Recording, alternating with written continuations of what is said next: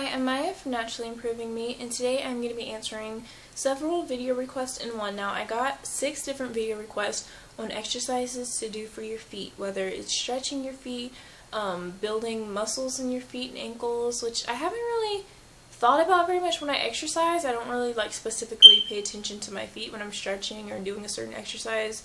I just do leg stretches and sort of assume that my feet got stretched as well.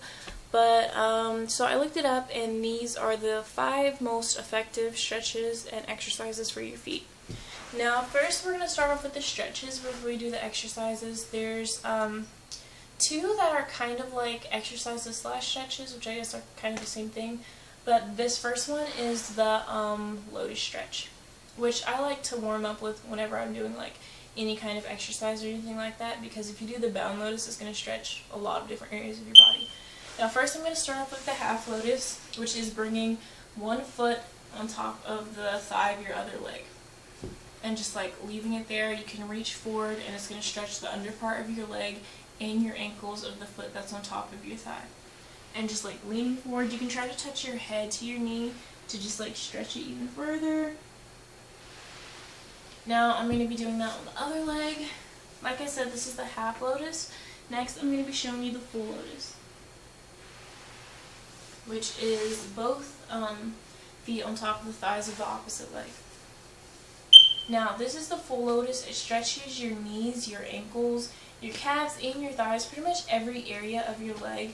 It really is a good stretch for your ankles. If you have stiff ankles or are recovering from some kind of injury, this is a really good stretch for that. Just make sure you don't stretch it too far. If you can't do the full lotus, just start off with the half lotus and try to get your legs flexible enough to where you can. Now I'm going to go into the bound lotus, which is pretty much just interlocking your arms behind your back and then grabbing your toes around them. I have a tutorial on how to do the bound lotus, which I'll link in a corner to this video somewhere. Now the reason I like to warm up with this specific stretch, the bound lotus, before any other exercise is because it stretches your shoulders, your arm, your legs, your feet, your ankles, your knees, pretty much every area of your body. And when you do the full lotus, a lot of people like to lean forward and bring their heads to the ground, which is also a good stretch for your neck while you're still in the bound lotus. Now I'm counting all 3 lotus stretches as one stretch for this, so that was number 1. Number 2 is pretty much, I don't really know what the name of this exercise is. It's when you bring your feet downward and upward, downward and upward, and when you're going downward and upward, you can even try to reach forward to add even more of a stretch, and touch your toes if you can. If you can't, then just work at it and you'll eventually get there to where you can touch your toes. So I like to lean back while I'm doing this, and it really stretches the upper part of your foot more than any other part if you lean back. And when you lean forward, it stretches the under part of your leg more. Alright, now the third one is the butterfly stretch, which is probably the best stretch if you don't have the middle splits and you're trying to get them.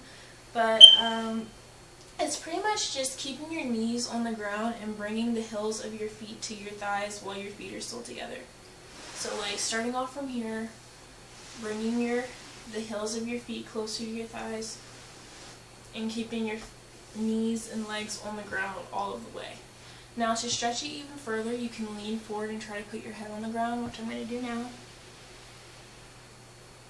Just make sure that the heels of your feet really stay against your thighs and your knees and legs stay on the ground. If you can't go all the way, bring your heels all the way forward without your legs going upward, then just try to keep them down and slowly bring them up, and eventually you'll get flexible enough in those areas to the place where you can do that.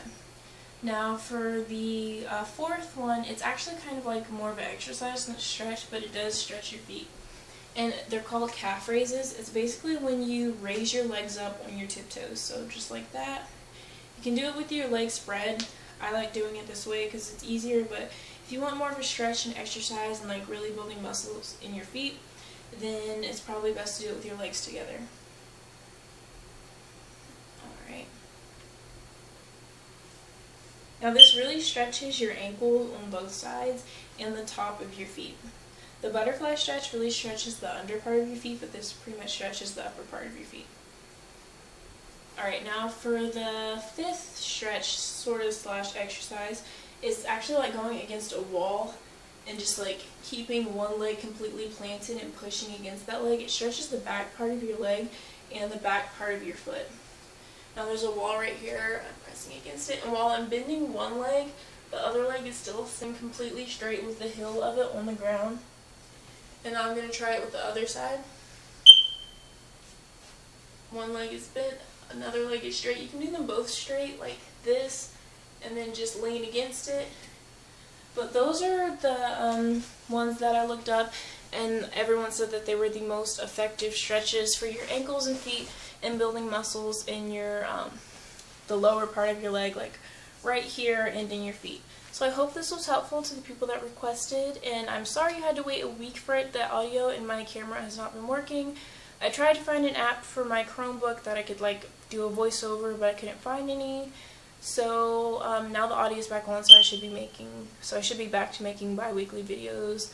And I do believe today is Friday, so the next video should be Tuesday, which was another requested video on arm exercises without weights. So make sure you subscribe. You don't want to miss any more videos. I will be posting every Tuesday and Friday. You can follow me on Instagram, Tumblr by the same name, Twitter by the same name on Instagram, and here on YouTube there's underscores. On Twitter and Tumblr there are no underscores. So thank you for watching. I hope this was helpful to the person that requested it, and I will see you next time.